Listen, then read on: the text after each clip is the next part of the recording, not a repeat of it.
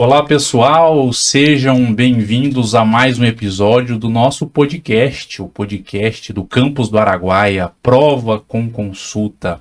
Hoje temos duas convidadas, né, na mesa de perguntas e na nossa consulta também. Então, primeiro eu vou apresentar aqui a Maria Fernanda. Obrigado. Maria Fernanda é a nossa primeira convidada a participar do nosso projeto como entrevistada, né? E eu fico muito feliz. Falar história de bastidores, que ela vendo o projeto e algumas necessidades já se colocou já à disposição caso a gente pretenda e possivelmente vamos querer. E quem sabe faça parte da nossa equipe. Né? E esse projeto faz parte de um projeto de pesquisa e estamos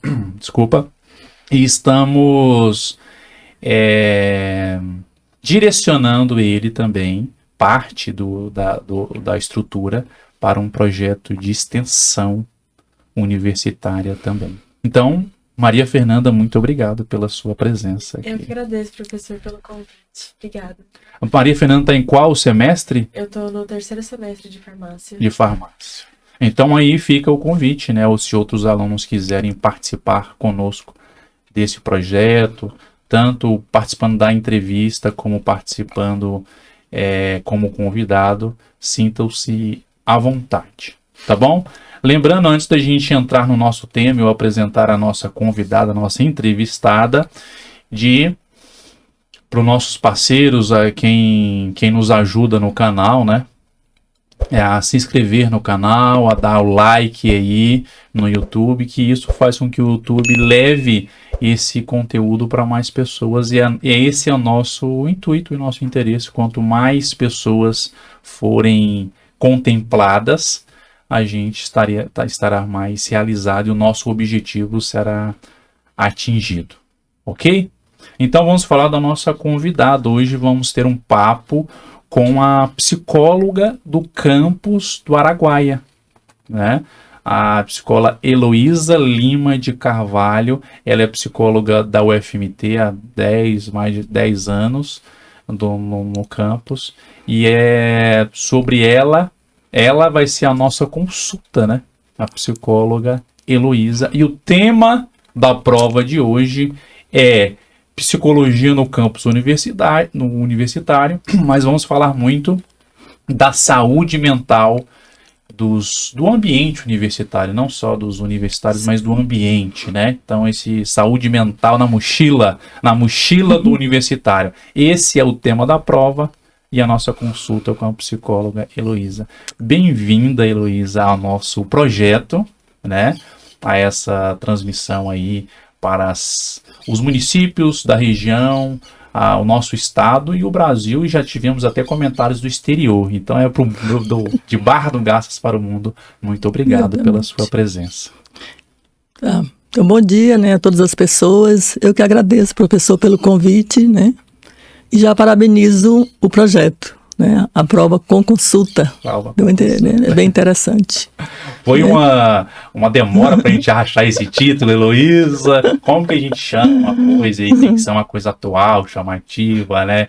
E eu não lembro nem quem que surgiu, mas eu gostei do nome porque associa muito essa questão universitária, de prova, que talvez pode ser até um tema disso, né? Porque a prova, para muitos, pode ser um gatilho de estresse anormal. Exatamente, né? A prova com consulta já algo assim, né? E aí, faz parte. Né, Maria Fernanda, você que é universitária, a com consulta tira um pouco o peso. A com consulta é um milagre na vida do estudante, meu sonho. Eu dou aula há 13 anos e todos os anos sempre tem um aluno que pergunta, vai ser com consulta? A resposta sempre é não. Mas eles persistem. Mas pode mudar, por que não? Pode sonhar também, né? Sim, vale a pena sonhar. Começando a nossa consulta, então, com você. Entrando nesse tema, né, da saúde mental dos nossos universitários, eu falo nosso a nível de Brasil, porque eu acho que é uma realidade que deve se repetir em vários lugares. A nossa primeira pergunta é: quais são as queixas mais comuns que chegam para você, né? Nesses 10 anos, eu acho que você já tem uma rotina do que é o mais comum a se chegar de queixa, principalmente dos alunos, apesar que você atende alunos e professores, né? Não. Então, inclusive, eu quero começar falando do meu trabalho, né, na universidade. Ótimo. Vou dizer nosso, porque são todos os psicólogos dos campos, né, que nós seguimos o mesmo projeto, né, assim, estamos sempre trocando informações para que o nosso trabalho seja um trabalho, né, que não é em equipe, mas ao mesmo tempo sirva, né, para todos aderirem, né.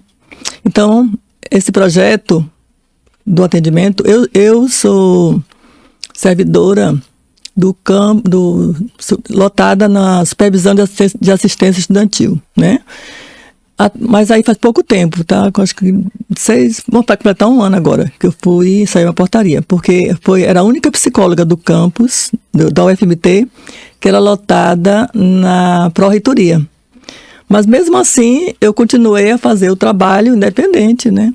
E aí hoje eu sou lotada na assistência estudantil, na supervisão de assistência estudantil, que é ligada à Pró-Reitoria de Assistência Estudantil Cuiabá. Então, o trabalho, ele é de acolhimento e orientação psicológica, né? Nosso projeto. Inclusive, nós temos um manual que fala sobre, né?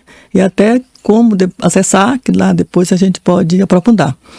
Então, esse trabalho, ele recebe essa denominação porque não se configura psicoterapia. Apesar dos estudantes, né, quando eles procuram, aí eles dizem assim... Com essa expectativa. É muita expectativa. Eles começam a dizer, eu posso marcar a sessão para outro momento? Né? Eles fazem tipo assim, como se fosse um consultório, realmente, né? Posso marcar minha sessão? Olha, então ele disse para as pessoas, eu estou fazendo psicoterapia. Né? Eu acho até legal eles falarem assim, por quê? Porque é tão elitista, né, a psicologia, né? E nós convivemos muito com a vulnerabilidade socioeconômica, né? Então isso encarece. E outra coisa, muitas vezes as pessoas não valorizam, então mesmo que tenha condições, termina que fica à margem, né? A psicoterapia, o psicólogo. E aqui a gente convive muito com essa vulnerabilidade. Então é um acolhimento, né? Mas é um acolhimento que a gente dá o espaço de fala, isso é muito importante, com a manutenção do sigilo, né? Uma escuta empática, compreensiva, tem um viés clínico, né? Mas ao mesmo tempo, a base é a base da psicologia educacional. Então, o psicólogo dos campos, eles não podem fazer psicoterapia. Agora, se aqui tivesse, como em Cuiabá, tem o curso de psicologia, aí tem um serviço de psicologia aplicada, né? E que tem psicólogos lá e tem também os estudantes dos últimos anos que abrem espaço para a comunidade interna e externa, né? Inclusive servidores, né? E discentes, como também a comunidade externa, para psicoterapia. Mas no nosso caso não é. Eu quero deixar assim bem claro, porque às vezes confunde. Então, o outro nome é psicoterapia. O que você faz é o acolhimento, então, né? A psicoterapia seria aquela psicologia que ela atende... que você vai aprofundar, né? Você não, e até a demanda é grande, não teria nem como. Vai aprofundar, né? A terapia, porque é o autoconhecimento, é você aprender a se escutar quando fala. Né? A psicoterapia, sim. Exatamente, vai depender de cada caso, né? Então, mesmo que ela seja breve, às vezes não é tão breve. E o acolhimento se traduz em quê para o aluno? O que o aluno assistido lá? Não, o aluno, ele, inclusive, assistente estudantil tem os auxiliados, mas o acolhimento, ele é para todos os estudantes, não é somente os estudantes que são auxiliados, né, da PRAE, da SAI, não é. Então, eles têm um espaço de fala, né, de manutenção do sigilo, e eles trazem várias questões, né. Então, o que acontece? As questões emocionais, elas estão interconectadas com as questões acadêmicas. Ou vice-versa, não tem como dissociar, né? A gente vê as pessoas pelo holístico, pelo geral, pelo global, e não, né? Separando, sem caixinha, não é, né? Então chega lá com as queixas as mais diversas, né? E sim, nesse nosso trabalho também nós fazemos muitas vezes a mediação junto à coordenação dos cursos. É necessário também fazer interconsulta com outros profissionais, quando a pessoa já está com acompanhamento e chega lá para a gente, né? E aí a gente faz a interconsulta e a gente faz esse acolhimento e a gente deixa muito aberto. Tá, não é psicoterapia, não é. Mas é algo que é bem focal, né, pontual, né, e a gente trabalha aquela questão, né, e ele fica muito livre para voltar ou não na outra semana, mas geralmente eles voltam, né, a gente então é agendado, né, fica 1 hora com cada estudante, e nós temos também 2 formas, tanto online quanto presencial, né, o online surgiu lá na pandemia e ele continuou. Inclusive, o nosso Conselho Federal de Psicologia, na época da pandemia, em 2018, né, já tínhamos esse regulamento do online, né, de atender online. Agora tinha que se inscrever. Quando chegou na pandemia, eu mesma disse, não, isso não... Pela minha experiência, né, lá atrás de consultório, né, que eu vivenciei, eu disse, não, esse negócio não vai. Mas, de repente, veio a pandemia e a gente teve que se adequar, como também os professores, os estudantes, né, não foi nada fácil. E hoje a gente também faz esse atendimento, até porque tem o Pontal, né, lá o campus do Pontal, e eles preferem, muitas vezes, fazer online. Né, para não se deslocar, enfim, quem trabalha. Mas, Heloísa, assim, eu uma pessoa que é totalmente fora da área, assim, que não entendo. Me pareceu, pela sua explicação muito clara, o acolhimento, ele não é psicoterapia, mas ele se aproxima bastante. Porque quando você fala que ele tem quase 1 hora, é individual? É individual. Então, assim, é muito parecido, né? É parecido, sim, mas muito só que ele não se estende como... Tá. E outra coisa, a gente também, como eu disse, é pontual. A gente também não aprofunda muito as questões. Os problemas porque em geral do estudante, né? Vai ser só o problema pontual naquele momento. É o que ele traz, é o fenômeno. Entendi. Entendeu? É tanto que a minha abordagem é fenomenológica existencial, né? Que eu tenho um pé também na filosofia. Né? Eu tenho graduação em filosofia, que eu fiz bem depois da psicologia, porque eu comecei a fazer as formações, né, na psicologia, e os professores eram mais filósofos que mesmo psicólogos. Eu disse, peraí, eu preciso da filosofia. Então, eu fui fazer o curso, né, voltei para a universidade lá, Universidade Federal de Alagoas, fiz a filosofia e me ajuda bastante. Então, a abordagem é essa. Não, mas encaixa muito a filosofia com a psicologia. Caso bastante. Né? Filosofia é a mãe mesmo das ciências. Né? Então, é o fenômeno. É bem pontual o que ele traz para trabalhar. Né? Só que, dependendo... Surgem outras questões. Quando surge, ele pede para voltar, então ele volta, porque as portas não se fecham de jeito nenhum. Eu encaixo, faço qualquer coisa e aquele estudante volta. Muitas vezes também ele só quer falar, né?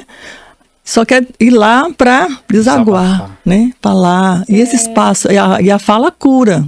Eu não sei se eu estou enganada, mas às vezes algo que aconteceu com ele antes pode estar afetando o que está acontecendo agora, né? Um problema anterior está afetando no que ele está sentindo agora. Exatamente. E aí é importante tratar, né?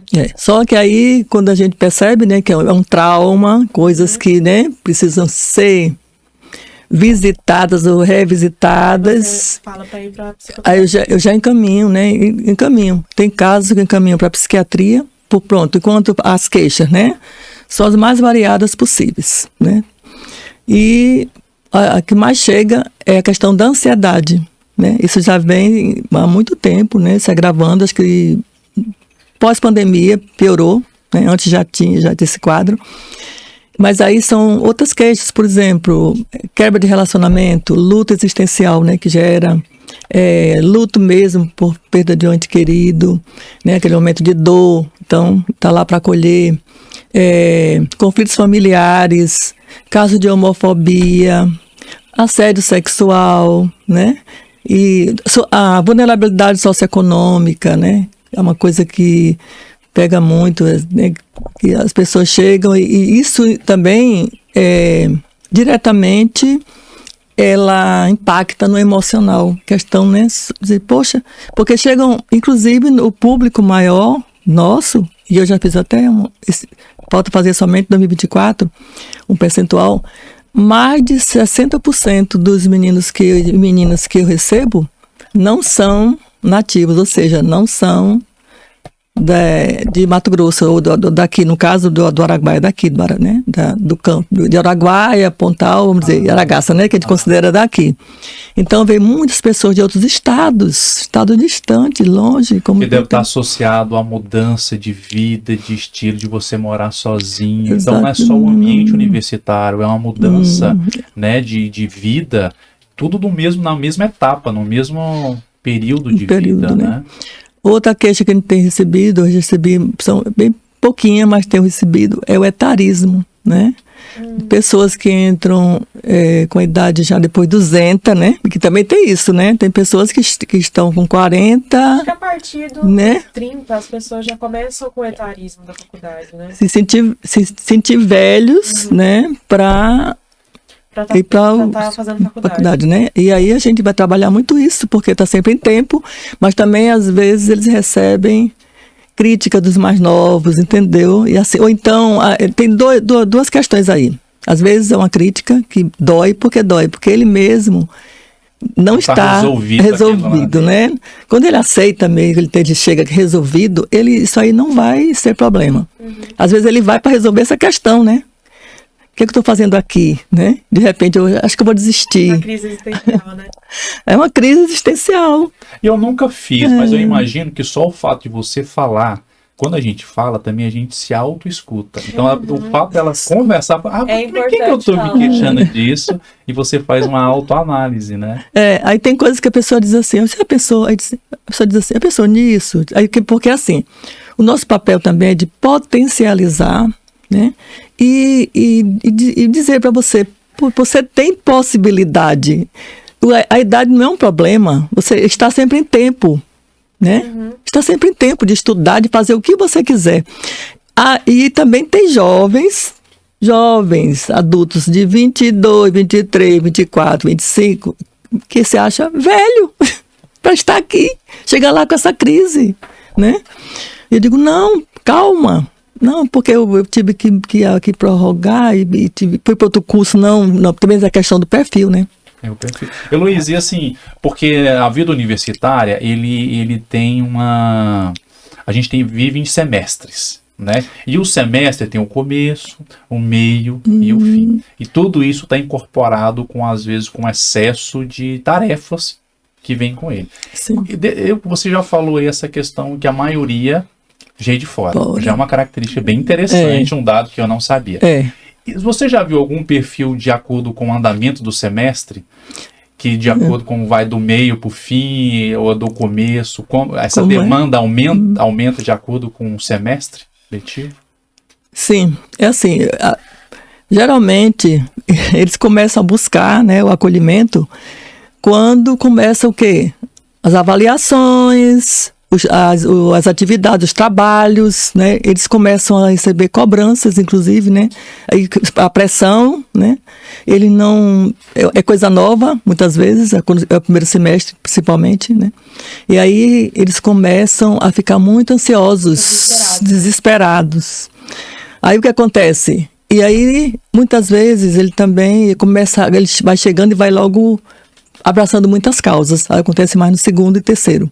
Abraçam muitas causas, além das disciplinas, às vezes pegam muita disciplina, já começa a puxar, né? Porque já começa a puxar, pode. Você quer terminar tudo ao mesmo tempo. Fala, nossa, eu vou pegar 50 matérias, porque agora eu vou terminar a faculdade ano que vem. Ele quer terminar no tempo certo, né? Às vezes tem a cobrança dos pais lá, né? Quando os pais estão aqui bancando, né? Os estudantes cobram muito. E aí tem a autocobrança também dele. Não é só isso, tem a autocobrança, que às vezes excede. Né? Pior do que as outras cobranças. É pior, né? Porque aí e outra coisa, aí vai um projeto, outro, e vai para atlética e tem muito compromisso. O que acontece?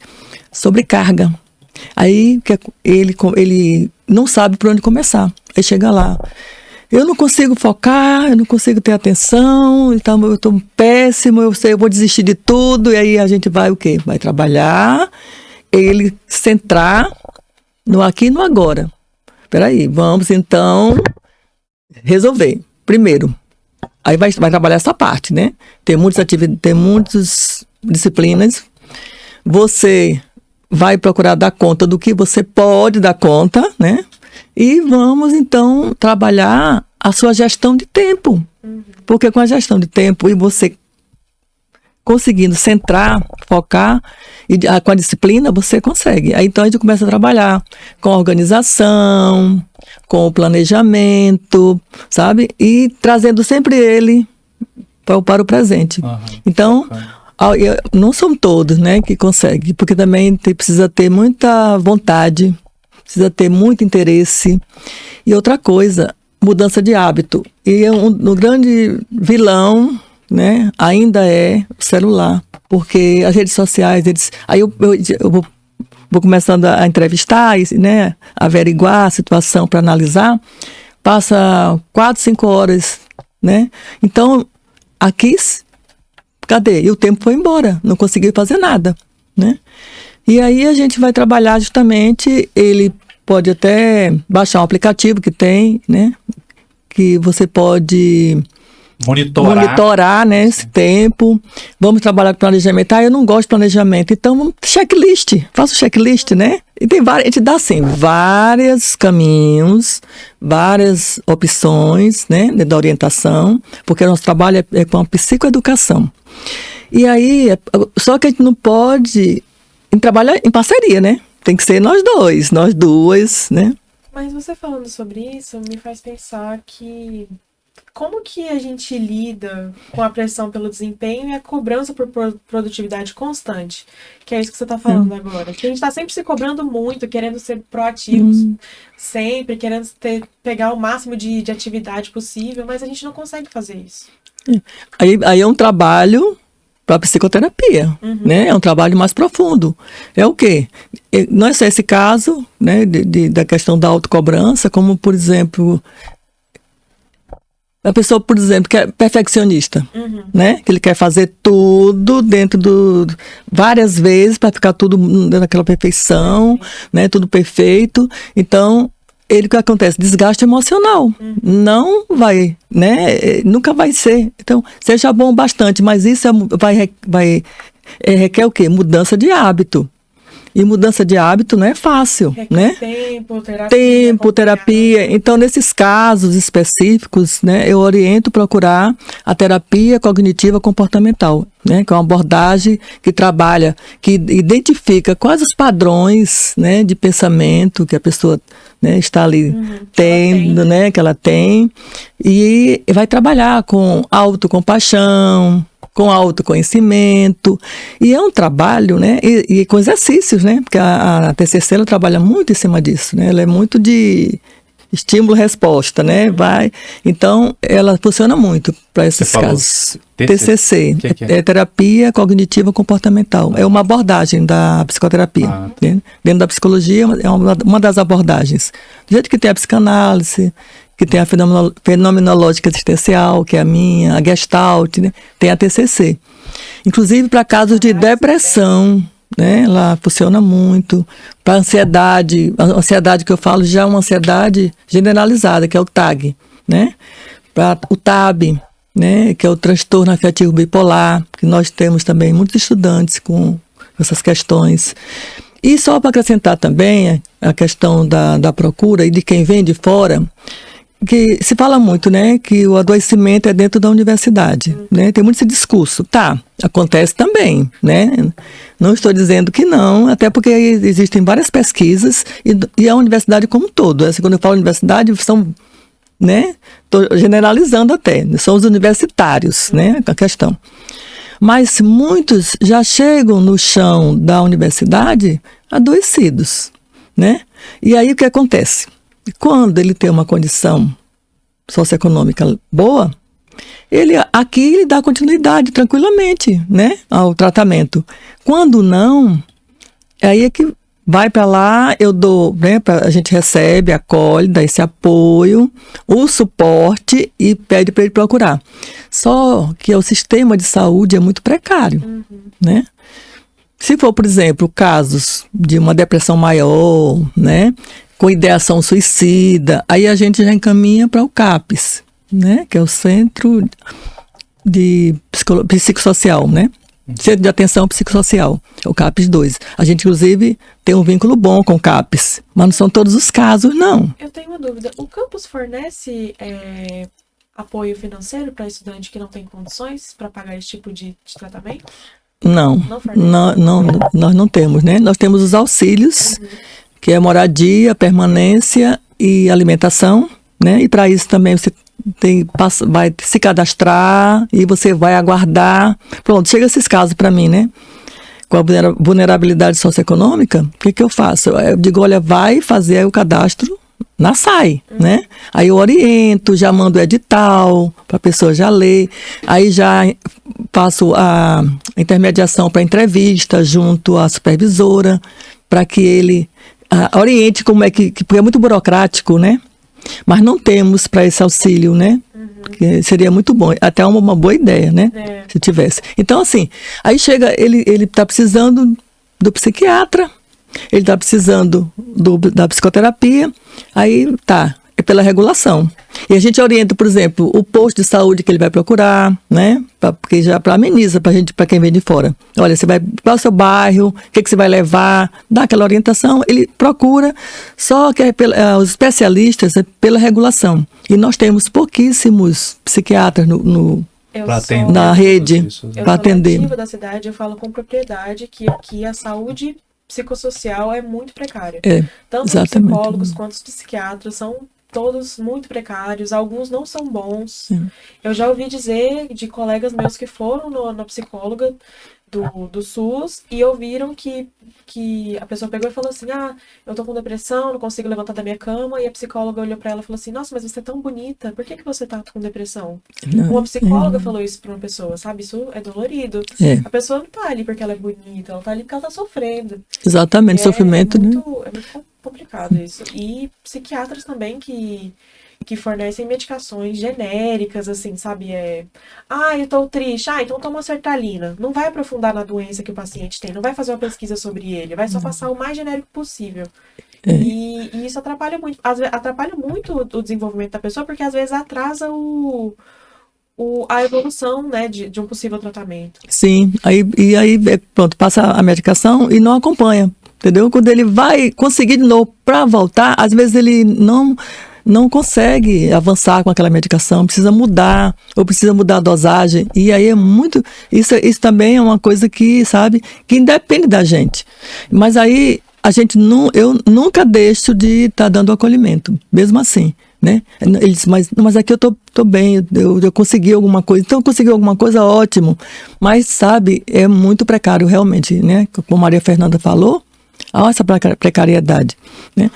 Agora, pensando assim minha mania de ser de professor, né? Fazendo um checklist do que você falou, dados interessantes. Primeiro, a questão da maioria ser pessoas de fora. Sim. Né? Outra característica que foi também sugerida, né, levantada, os pontos que muita gente procura. Né?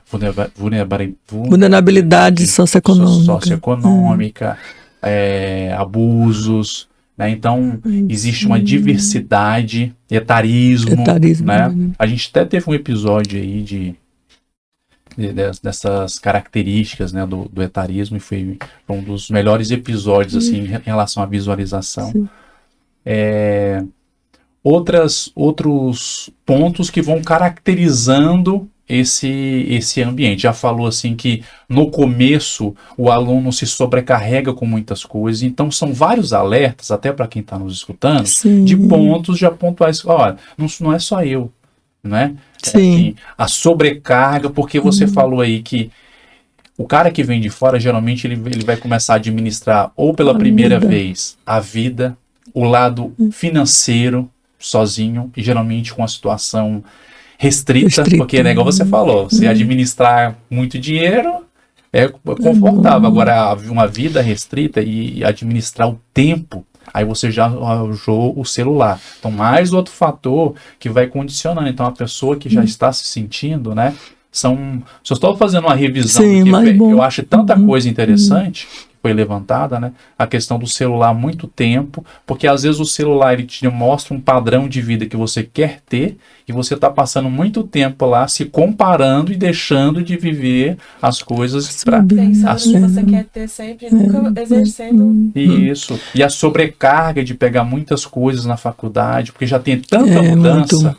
E já se sobrecarrega com disciplinas, né? Falando isso porque você falou dos primeiros anos, que geralmente a pessoa...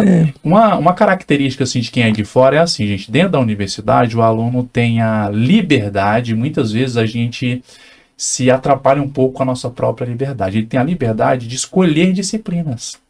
Então ele pode, a partir do segundo, ele pode puxar disciplinas que às vezes nem é o momento dele. Exatamente. Né? E nesse puxar, nessa liberdade, ele já tem uma casa, já tem os compromissos, aí ele puxa, aí ele vê os outros alunos como um projeto desse, né? Ah, eu quero entrar, e você... E aí quando vê, você tá com várias coisas e não fazendo nada direito. Exatamente. Eu só tô fazendo aqui, gente, um resumo do que foi. Mas é isso mesmo, né? Para as pessoas detectarem, olha, isso está comigo, né? Porque eu acho que quanto mais bater nessa tecla. E o lado do veterano, o cara que tá saindo, a demanda geralmente é um pouco menor, porque ele já tá mais amadurecido ou não? Bom, eu quero só complementar os que chegam, né? Porque eu não complementei. Além desses fatores que foram colocados, tem uma questão também.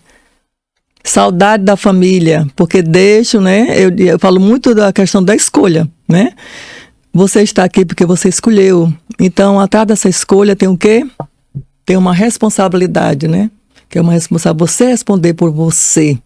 Então, muito boa a conquista, você... né? É uma liberdade da independência, né? Você é o protagonista porque você, né, cria autonomia, né? Mas passa por um processo também delicado, de adequação, né, de adaptação. Por quê? Saindo do médio diretamente para a universidade já é um choque também, é uma travessia, eu costumo dizer. Por quê? Né? Ele está ali, ele é um aluno e ele passa a ser um estudante. Né? Ele, enquanto aluno, ele está ali com todo aquele aparato, né, da escola, os pais por perto, os professores conhecem, né, o ano todo com aquela disciplina. Quando chega na universidade, não. Ele vai ter que fazer novos vínculos, e a gente também orienta muito isso, né, os novos vínculos com os professores, com os colegas, importantíssimo isso, né. Então é todo um processo, né, que ele está ali atravessando. E aí vem a vulnerabilidade que eu já falei. Agora vamos falar dos veteranos. Veteranos também no decorrer, né? Eles procuram às vezes no início, primeiro, segundo, terceiro. Inclusive nesse semestre agora, 2025/1, está atípico. Porque eles procuravam mais, né, do meio do... Eu não falo nem semestre. Eu fazendo umas pesquisas, né, eu descobri assim, que as universidades falam, como a do Pará, por exemplo, ela fala quadrimestre. Porque se você analisar, é um quadrimestre, né? A gente fala semestre, mas é um quadrimestre, principalmente depois dessas questões do calendário que enxugou mais. Aí o que acontece? No meio do quadrimestre, ou seja, do semestre, né? Vamos falar semestre também. Naquele meinho ali é que eles buscam mais para o fim. E quando chega mais próximo do final, faltando um mês, a minha agenda fica super, porque aí é que começa toda aquela... aumenta, né, o grau de ansiedade para entregar, e ele começa a perceber que está perdendo, que vai perder, né, principalmente os auxiliados da SAI, né? Por quê? Porque eles têm que ter uma meta de um coeficiente acima de 70%. Né, dos rendimentos. Ou seja, não é aquele coeficiente lá do histórico, é um coeficiente em cima das disciplinas. Por exemplo, se ele tem 4 disciplinas, ele tem que dar conta de 3, ele só pode reprovar em uma. Né? Então, isso também gera todo esse processo de ansiedade. Ele não pode reprovar por falta, isso está no edital, né? Ele assina o termo. Porque se ele está aqui com auxílio moradia, com auxílio permanência, tá? E a alimentação, então, é para ele estar presente, né? Então, quando é por falta, tem todo um trabalho para poder ele justificar. Agora, depende também da justificativa, né? Porque tem, como eu falei, tem casos e casos, né? Então, é todo o processo. E os veteranos, o que acontece? Os que estão, os estudantes, no final do curso, também buscam muito. Por quê? O TCC deve deixar a cabeça deles a mil. Muito bem. TCC é um dos fatores, né? Ele tem dificuldade na escrita e ele tem dificuldade, como é que eu vou apresentar? Então eu faço esse trabalho com ele, do TCC, porque você construiu o seu TCC, você teve todo esse tempo, né? Você não está sozinho, mas você foi quem elaborou, você pesquisou, né? Tem que conciliar duas coisas ao mesmo tempo também, né? Que é o TCC e os estágios que ele está E os estágios também, né? Às vezes também fica meio dispendioso. E tanto que tem estudantes que eles deixam o TCC só ficar somente com o TCC no último semestre. Tem vários assim, no último semestre. Mesmo assim, eles querem desistir. Né? E eu mesma, eu não, né? Você escolhe, tudo bem. Você pode também desescolher, né? Embora. Mas você está já terminando. Outra coisa também que acontece muito é a insegurança, né? O que está fechando o ciclo. Fechar ciclo gera luto existencial, né? Vai fechar o ciclo, vai deixar a universidade, e vai deixar de ser universitário, passar a ser um profissional, a responsabilidade aumenta, e ele diz assim, eu tenho a impressão que eu não sei nada. Eu digo, não, se acalme. Normalmente acontece, né? Você pensa que vai deixar de ser estudante quando você sair daqui? Você vai estudar sempre. Aí eu já oriento, né? O currículo, vou orientando, né? Enriquecer o currículo. As questões também, assim, de buscar... Correr atrás de uma pós-graduação. Diferencial no mercado de trabalho. Isso eu digo muito. Minha gente, não fica somente na graduação. Vá fazer uma pós, vá fazer... Se você quer a área, por exemplo, da pesquisa, que eu quero ir para pesquisa. Então, vai para o mestrado, vá para o doutorado, vá para o pós-doc, vá por aí, né? Que tem uns que... E outra coisa, mesmo que você não vá, já o seu currículo já fica muito enriquecido, porque a concorrência é demais, né? Hoje em dia. Então, existe sim essa questão, e eu fico muito triste, mas muito triste, quando tem estudante que ele passa 2, 3 semestres no TCC e desiste. Eu fico muito triste com isso. Mas tem coisas que é independente, né? A gente trabalha com a orientação, acolhe, né? Só que a ação não é minha. A ação não é minha. A ação é do outro, né? Mas você acredita que existe um equilíbrio entre a saúde mental e os estudos? Existe, né? Como é que a gente pode fazer esse equilíbrio, na sua opinião? É quando porque às vezes o que acontece, a pessoa sabe que o que tem, sente, né? Tá com sofrimento psíquico, e ele não, ele, por exemplo, ele rejeita o médico, rejeita, né, fazer a psicoterapia, a rejeição. Então o que acontece? Vai piorando a situação, né? Mas mesmo assim, ele ainda encontra possibilidade, sim, né, de conciliar. Mas como eu falei, agora para isso é um esforço bem maior. Porque além da pessoa ter que conciliar a faculdade e tudo mais, ela tem que pensar em como que ela vai melhorar a saúde mental dela. Aí tem que buscar uma alimentação mais saudável, tem que começar a fazer exercício, procurar um profissional. E nós que estamos aqui na graduação na UFMT não temos tempo para isso na maioria das vezes, porque muitos aqui estão em tempo integral. Aí você já tem que fazer suas matérias em tempo integral. Como é que você vai correr atrás disso, né? É muito complicado para o estudante. Mas se ele fizer uma boa gestão do tempo, consegue. Você acredita que sim? Acredito que sim. Até né? mesmo, Heloísa, assim, de novo, eu entrando na área, não, só para entrar no assunto. Não. Porque se fala muito assim da alimentação, às vezes, aqui a gente tem um restaurante, sim, mais universitário que eu acho que eu imagino que deve fazer pela questão nutricional, assim, né? Ajudam. Tem sim. Mas pensar assim, uma coisa que eu acho, o exercício físico, eu acho que é uma coisa muito impactante na saúde mental, não é nem no corporal, na mental. E assim, o exercício físico, ele com uma certa intensidade, em meia hora, por dia você tá feito. Exatamente. Eu meu eu faço em casa. Só a única coisa que eu comprei foi uma bicicleta, mas sem ela eu já fazia na pandemia mesmo. Eu fazia tudo em casa. Então, é o hábito. Só que é difícil, hábito, porque a pessoa quando chega muito cansada em casa, mesmo para implementar hábitos, quando você se chega na exaustão de uma outra atividade, então você falou assim, dosar, né?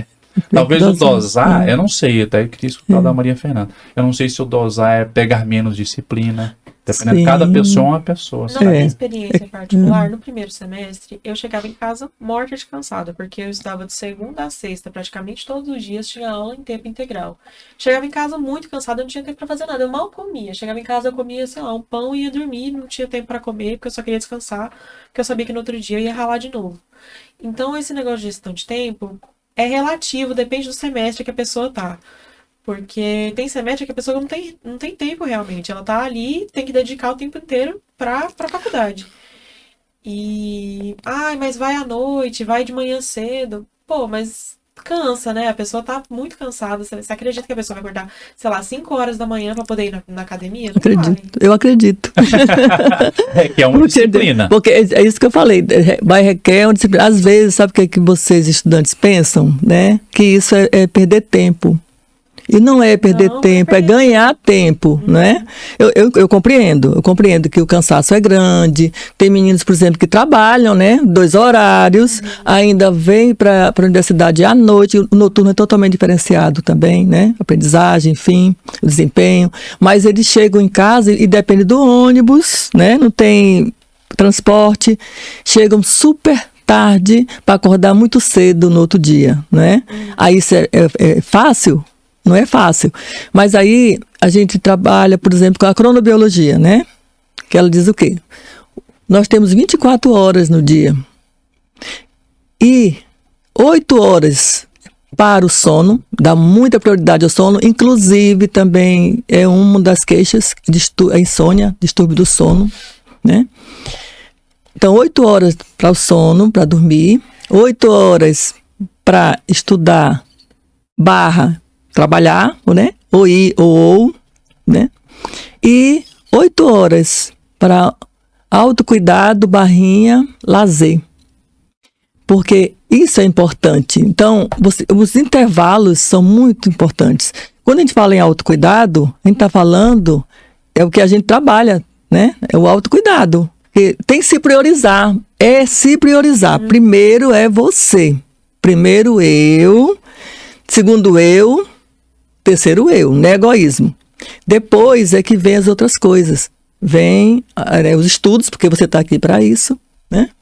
Agora, nessa matemática que você falou, se 8 horas é lazer e o cara fica 5 horas... Perdeu 5 horas do lazer. Aí sobrecarregando a cabeça e o corpo só nada, né? Sedentarismo. Então, o pior que tem é o sedentarismo, né? Que tá matando demais, mais do que as questões coronárias. Né? Isso são pesquisas recentes. Então, pelo menos os profissionais da saúde, né, com a educação física, os médicos, eles orientam o quê? 180 minutos por semana, você movimentar o corpo, né? Quando a gente fala movimentar o corpo, é uma atividade física. Aí diz assim, eu não tenho dinheiro para academia, mas só a atividade física ela é muito ampla. Você gosta de correr? Você vai correr. Você gosta de caminhar? Você vai caminhar. Né? Você gosta de dançar? Você vai dançar. Mas isso aí tem que ser com regularidade. Porque se for, né, faz um dia, daqui a 8 dias, não vai resolver.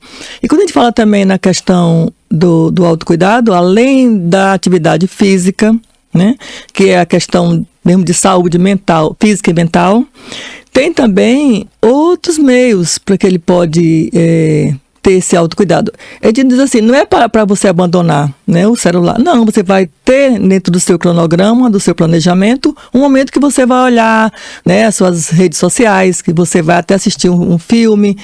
Você tudo bem, mas só que tem outras coisas. Por exemplo, para quem é muita ansiedade muito elevada, trabalhar plaxterapia, trabalhar com as mãos, fazer o quê?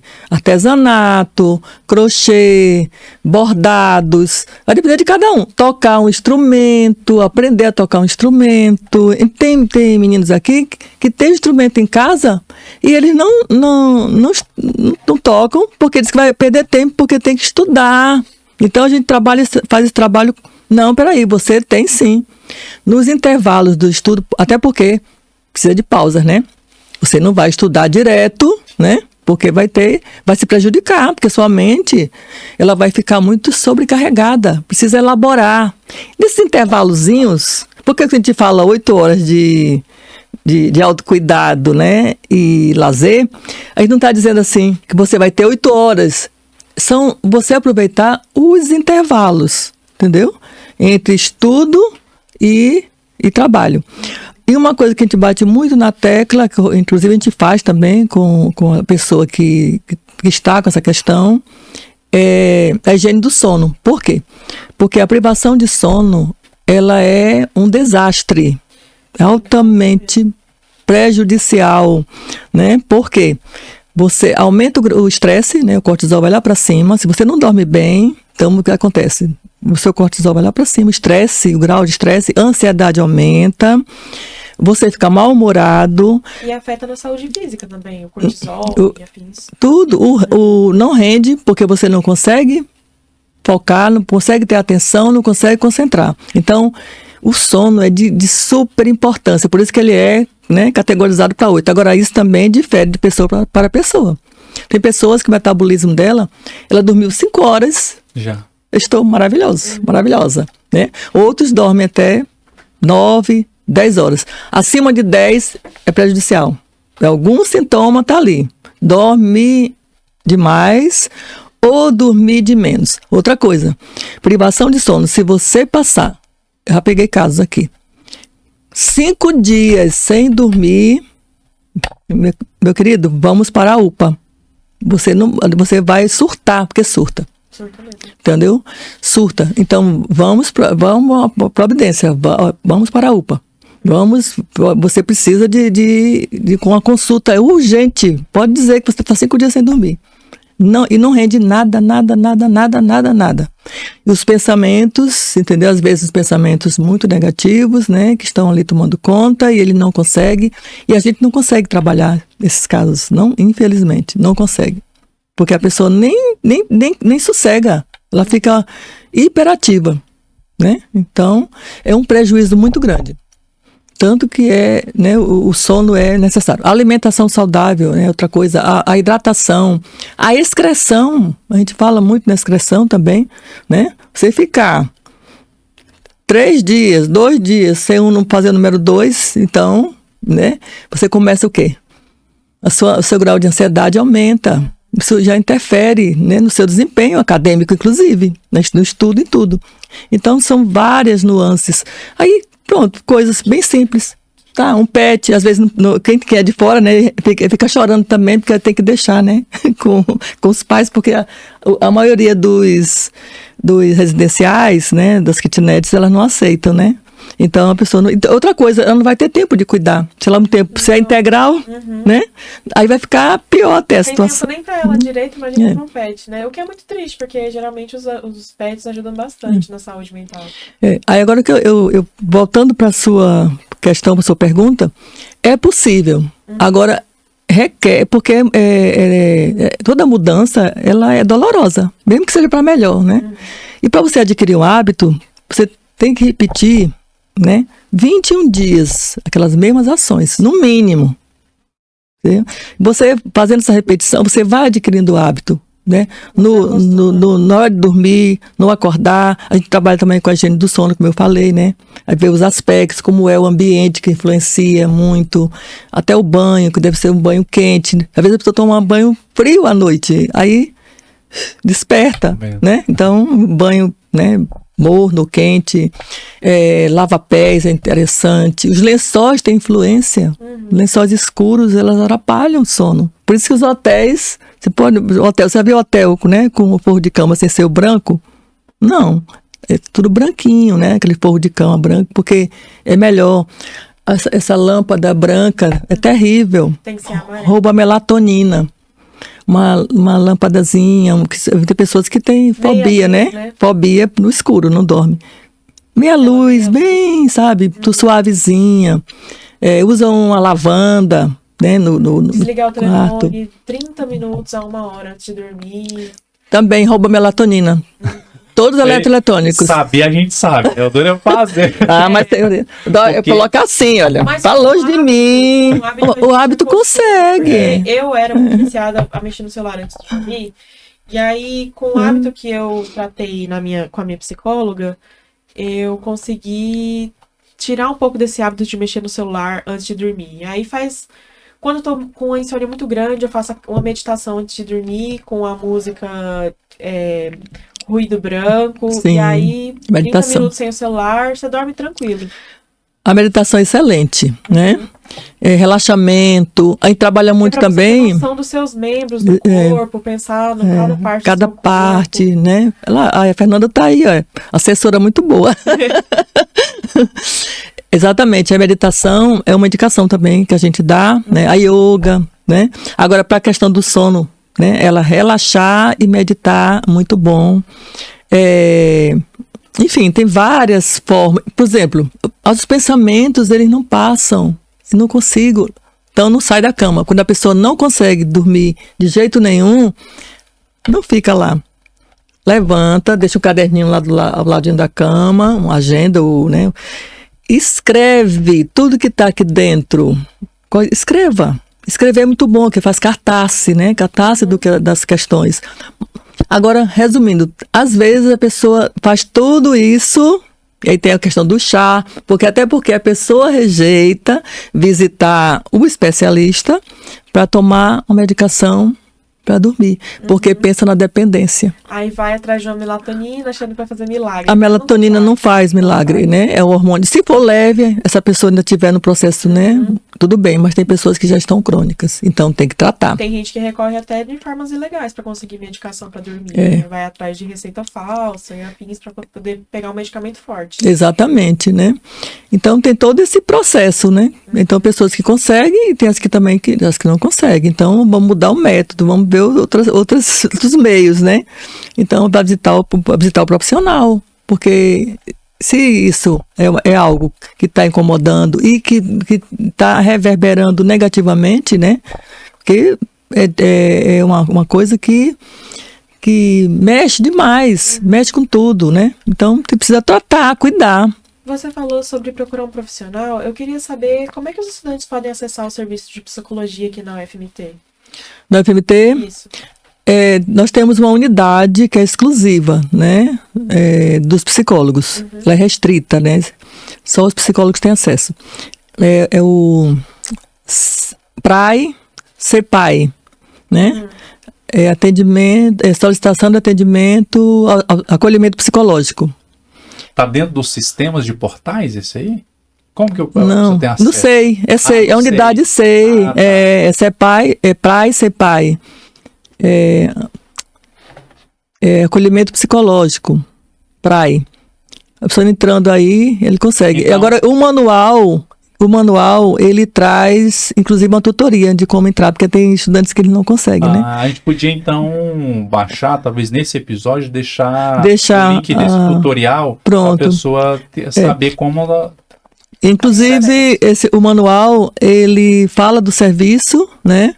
E então tem casos que a gente que não são nossas atribuições.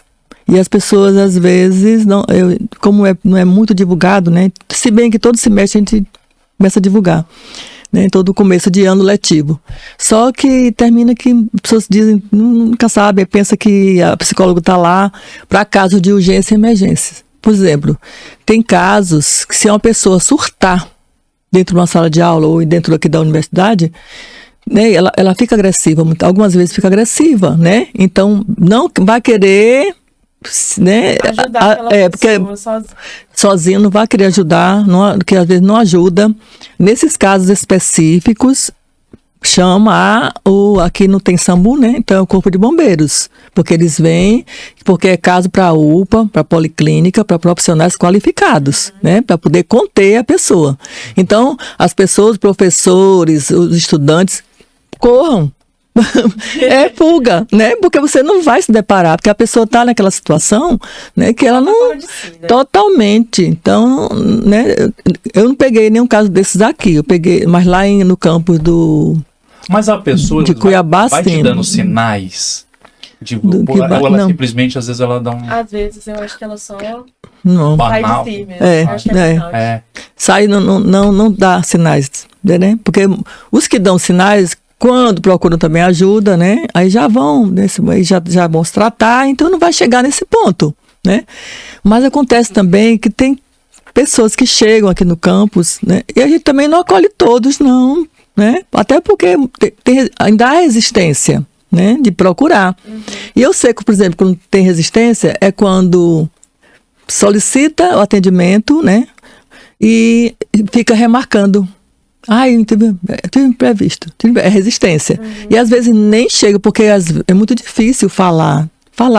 Se abrir, né? Falar da... Se ouvir também é muito difícil. Às vezes você também não quer se ouvir. Falar das suas Exatamente, fraquezas. né? Quando você se escuta, você percebe o que está acontecendo e ficar ciente da realidade, às vezes, é muito dolorido. Então, tem essa questão. Então, aí o que acontece? Também não é tão abrangente assim. Como existe essa resistência, a gente nem sabe de casos e casos, né? E quando chega também algum caso, através da coordenação do curso, né? Porque os coordenadores também desencaminham estudantes. Por exemplo, eu recebo processo dos coordenadores para atender aquele estudante e fala já da questão, né, que procurou a coordenação. E a gente, nesses casos, eu nem peço para abrir logo no SEI. Eu peço depois para fazer a solicitação. Por quê? Porque é para formalizar. Até porque dentro do formulário tem lá um espaço para colocar a pessoa responsável. Uma pessoa responsável e um telefone. Entendeu? No caso de urgência e emergência. Por quê?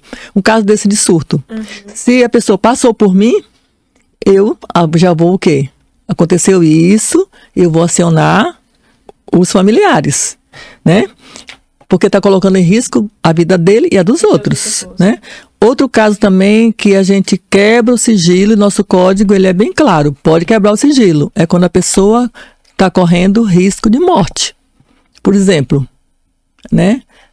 Autoextermínio, né? Nós temos também situações de ideação suicida, né? Comportamento suicida, com tentativas. Temos só a ideação, uns que é só a ideação, outros é a ideação mais tentativas, né? Então, e quando a gente sabe que ele vai tentar de novo, eu já sou bem clara. Olha, nosso diálogo, nosso momento, ele é sigiloso. Porém, ele já está em alerta. Eu vou ter que acionar a sua família. Pelo amor de Deus, não aciona, porque eles ficam pensando também na preocupação desses pais, né? E geralmente, e principalmente se for de fora, né? Que meus pais vão ficar muito apavorados? Eu digo, não, mas eu sei a forma de abordar. Não se preocupe quanto a isso, né? Porque eu vou pôr de forma... Eu ligo. E de forma bem leve, né? E a pessoa depois vem agradecer, né? Tem também as pessoas que voltam que tem gratidão e diz, olha, você me ajudou muito, realmente foi muito bom. E casos até de trancar o semestre e os pais levarem para casa. Lidar com isso deve para ser tratamento. Lidar com isso deve ser uma parte muito difícil do seu trabalho. Eu queria saber quais são os principais desafios de atuar dentro do ambiente universitário para você. O que você acha mais difícil? Olha, são vários, né? Porque o que, para mim, é a solidão, né? Ou seja, eu não ter uma equipe multiprofissional, né? Porque a gente precisa de mais apoio. Isso é uma discussão também bem antiga, né? De se criar um núcleo de saúde mental, né? Dentro da universidade. Eu acredito que vai acontecer. Inclusive, nós estamos agora numa situação muito delicada até, por quê? Estão surgindo muitos casos desde o ano letivo 2024, de pessoas com transtorno de espectro autista, né? De TDAH, né? o transtorno de déficit de atenção e hiperatividade a gente já tinha, né? Aqui na universidade a gente já estava trabalhando de acordo com a demanda. Mas aí a situação agora, assim, ficou bem mais delicada, porque tem muitos diagnósticos, muitos estudantes nossos que estão sendo diagnosticados nessa fase adulta, né?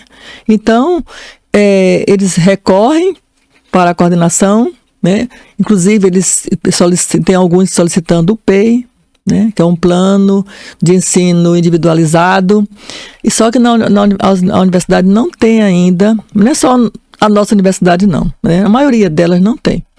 Esse plano ele já é trabalhado desde lá do ensino básico, né, fundamental, já tem há muitos anos essa assistência, mas aqui nós não temos. E vai requerer o quê? A elaboração, né, inclusive está sendo visto isso, elaboração desse PEI, que é o quê? Essa flexibilização, né, dos professores junto com um profissional como pedagogo, o psicólogo também está envolvido nessa equipe, é uma equipe multidisciplinar, né, necessária, e para poder, e principalmente o estudante, porque o estudante ele é o protagonista, ele tem que dizer, falar das suas necessidades, das suas dificuldades, para que a gente monte algo que permita ele avançar, por conta de todas as questões. Os sintomas, né? Eles são atípicos realmente, né? Mas eles têm capacidade, têm toda a possibilidade, né? Agora precisa de um apoio maior. Então esses casos estão vindo, eu tenho feito reunião com a coordenação, mas eu solicito até assim, quando ele vem para mim primeiro, ele solicitar, né, via processo para a coordenação, para que a coordenação faça o diálogo, para saber levantar e leve essas questões para os discentes das disciplinas que ele está cursando. É importante, né? A gente sabe que não é também tão simples e tão fácil, mas como não temos ainda uma resolução, né, elaborada, a gente está fazendo assim, os casos que estão chegando. E também a monitoria inclusiva, né, que nós temos aqui no campus. A monitoria inclusiva, ela trabalha são estudantes, né, que participam do edital, e elas trabalham junto ao estudante para justamente ver essa adequação, fazer esse planejamento. Tem uma sala, né, que eles têm lá os computadores e marcam as entrevistas com eles, porque na realidade o formulário com a solicitação vai para Cuiabá. Nós temos lá ERUNAI, né? Núcleo de Acessibilidade e Inclusão. Hoje é o CASME, é uma coordenação agora. É Coordenação de Assistência de Acessibilidade e Saúde Mental. Aí o formulário vai, lá elas já entrevistam a pessoa para, né, ver o que está necessitando, e aí elas passam para as monitoras. E nós só temos 3 aqui no campus, né? E essas monitoras, elas não vão trabalhar o conteúdo com o estudante, porque elas são de cursos diversos, né? Mas elas vão, sim, trabalhar, e inclusive eu dou assistência a elas. Estudo, né? Vai fornecer um método de estudo para a pessoa. Falar, olha, você estuda assim que vai dar melhor para você, não sei o que. Porque, assim, né? Porque essa questão do método, cada estudante tem que ter o seu método, descobre o seu método, já tem às vezes aquele método, mas às vezes precisa fazer uma modificação para se melhorar, né? Não tá, então vamos trabalhar de outra forma. Então oferece também essa possibilidade. Às vezes elas me procuram para eu ter uma orientação, né, para elas assim de como lidar, e eu faço esse acompanhamento, mas assim de longe, quando, né, e agora quando a estudante já passou por mim e eu também já estou com esse link com a coordenação, eu fico acompanhando esses casos, sabe? Como é que está, todos, sabe? De 15 dias eu tenho cuidado de passar o e-mail. Da mesma forma também que a gente faz acompanhamento quando a pessoa já não está indo mais para a gente e vai já para o serviço de saúde, né? Quando ela já está lá, tá sendo atendida. E aí eu tenho o cuidado de passar o e-mail. E aí, como é que você está? Como é que está o seu atendimento lá no CAPES? Porque a gente também faz o link com o CAPES, né? O estudante está indo, porque a gente não encaminha, né? Então a gente quer um retorno, quer um feedback. E aí a psicóloga do CAPES, ela é muito boa, assim, esse vínculo, sabe? Porque ela diz, olha, tá indo bem. Aí, às vezes, o próprio estudante chega lá e diz, foi muito bom eu estar lá. Eu estou muito melhor, né? Eu posso deixar de vir aqui? Eu digo, é livre. Aqui você tem liberdade. Mas quando você precisar, volta. As portas vão estar sempre abertas, né? Legal. Então, fica aí essa instrução para os alunos, né? Falar que aqui a gente tem um acolhimento, monitorias, o encaminhamento para caso mais grave. Mais grave, né? Então, assim, existe sim o aluno ficar ciente disso. Sim. E então a gente vai deixar, pessoal, o link desse manual, principalmente para vocês terem acesso a esse serviço. De lá, às vezes, o devido direcionamento, né?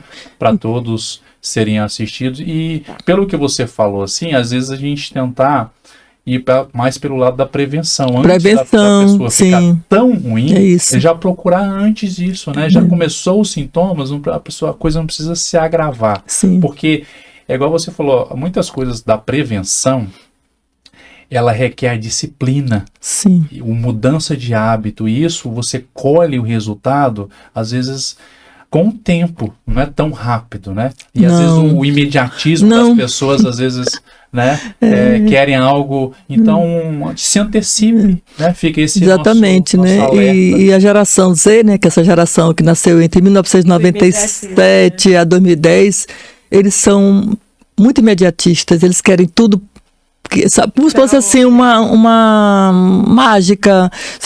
Às vezes, o que eu faço? Como se eu tivesse uma bula, né?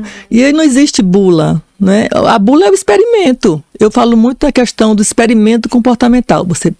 Você conhece, você já fez? Não, então experimenta, né? Porque se você não ajudar, é uma parceria. Você pode sim, porque se você mudar, às vezes é questão familiar, tá lá na família, tá na mãe, tá no pai, só que eu não vou poder chegar até lá. Então, tá na sala de aula, que é a questão também com os professores, né? Nós temos aqui professores brilhantes, afetuosos, professores que acolhem, inclusive o acolhimento é para todos. Porque o que é acolhimento? É você escutar a pessoa, né? Ajudar.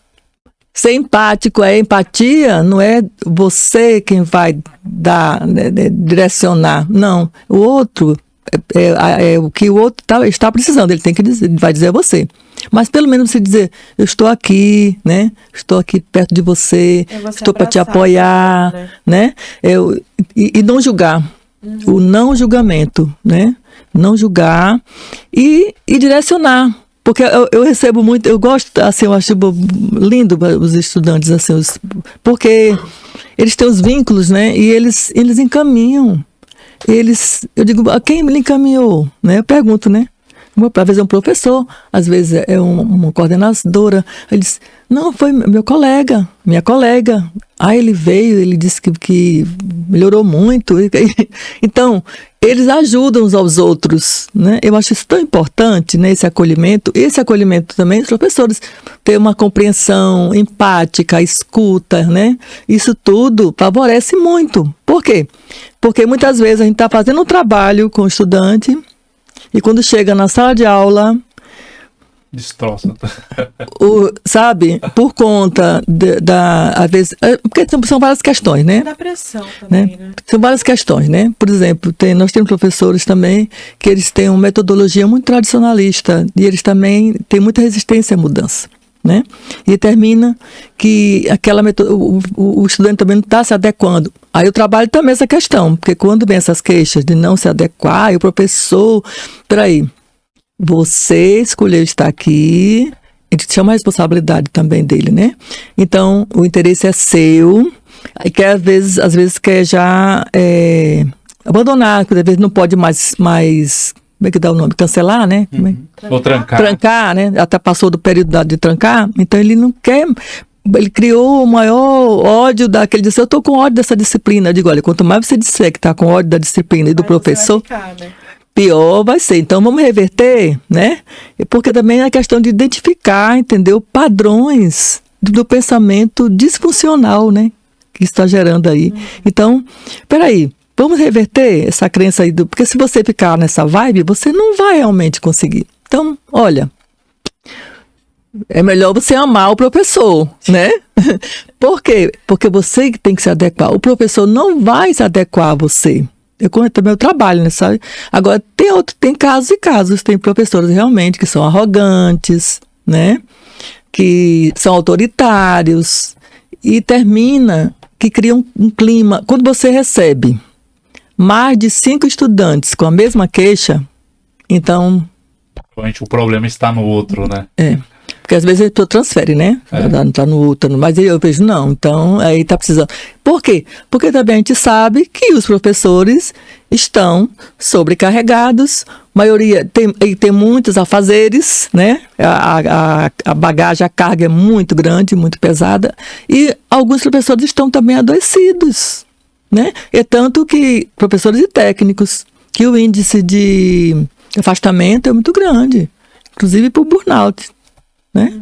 Porque a ansiedade, a depressão, né? Aí estafa mental, né? Que é o burnout. Eu acho que a gente se identifica tanto que o papo, a gente tinha tanta coisa ainda para falar, né? Mas a gente, pelo tempo a gente tem que encerrar, mas eu queria agradecer e assim, no meu caso, né? Foi tanta coisa interessante, tanto das tratativas internas, como desse seu feeling, assim, né, de percepção de como as coisas, né, assim, que acontece principalmente com os alunos nesses transtornos mentais. Então, muito obrigado. Talvez a gente te convide, Heloísa, se você gentilmente, né, aceitar, para a gente, às vezes, abordar mais temas, né, porque até esse lado do professor, também. Porque às vezes reflete muito no aluno. Reflete. E às vezes também o professor ter essa consciência que do outro lado, assim como o aluno a gente tem que ver que é um ser humano cheio de falhas, com certeza. O professor também fazer essa reflexão talvez seja um tema para a gente discutir e conversarmos mais. Além do mais, o professor ele tem uma grande representatividade, né? Quantos de nós, assim, poxa, quando você for professor, né? Eu vou querer ser um professor como... que recebe também, viu? Esses elogios também chegam lá. Professor, olha... E aí, às vezes eu não conheço o professor, né? Só fama. Pessoa... eu digo, mas eu conheço, né? Porque quando eu digo, professor, eu digo, tá... Porque chega pra gente, né? E como a gente trabalha também de forma sigilosa, a gente não vai, né? Esclarecer nem... E ele fica com medo até de dizer o nome, eu digo, não se preocupe não, que eu não vou não dizer o professor. E eu só quero acrescentar o seguinte, né? Que eu costumo dizer que a vida do estudante, a vida de vocês, universitários, né? Não é universidade, a vida, não é universidade, né? É uma grande parte. É uma passagem. É uma parcela, né, de você vivenciar, e você realmente veio aqui para estudar, mas a universidade não é a sua vida. Você tem outras possibilidades e você precisa, para você trilhar, né, com brilhantismo, ou mais leve, de forma mais leve, né, essa jornada, é necessário que você primeiro se cuide, né? Olhe primeiro para você. Tem o autoconhecimento. Né? É o autoconhecimento, é o autocuidado que passa, né, por todas essas questões que a gente já falou, né? De buscar algo, um esporte, algo para, né, você... É um propósito, né? Exatamente, né? Agora, a sua intenção, o seu propósito está aí, é o seu projeto. Mas para isso, você ainda tem uma jornada, né? Para você chegar lá no final. Então, a universidade não é a sua vida, é uma parte. É uma parte grande, né? Da sua vida, uma parcela grande os estudos. Então é isso. Obrigado. Eu que agradeço. Bom encerramento, boa reflexão. Reflexão. Obrigado, Maria Fernanda. Viu? Sinta-se à vontade de participar de novos episódios, viu? Sim. Foi super bem. Foi feita pra eu gostei.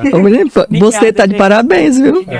E ela ajudou bastante, porque ela tem a vivência. Isso. Ela já passou por processo. Então isso é importante. Isso. Né? Para entender. Então é isso, pessoal. Espero que vocês consigam absorver, praticar e buscar, se necessário, a ajuda devida. de profissionais qualificados para isso, que muitas vezes a gente às vezes também tenta achar soluções que talvez não vai dar o desfecho que a gente espera, tá bom? Então, um grande abraço, obrigado a todos que ficaram até esse momento com a gente. Lembrando para se inscrever no canal, dar um like aí, que ajuda a gente a transmitir essa aula que a gente teve hoje, literalmente, com a psicóloga Heloísa, tá bom? E a participação brilhante aí da Maria Fernanda. Até mais, até o nosso próximo programa. Tchau, tchau.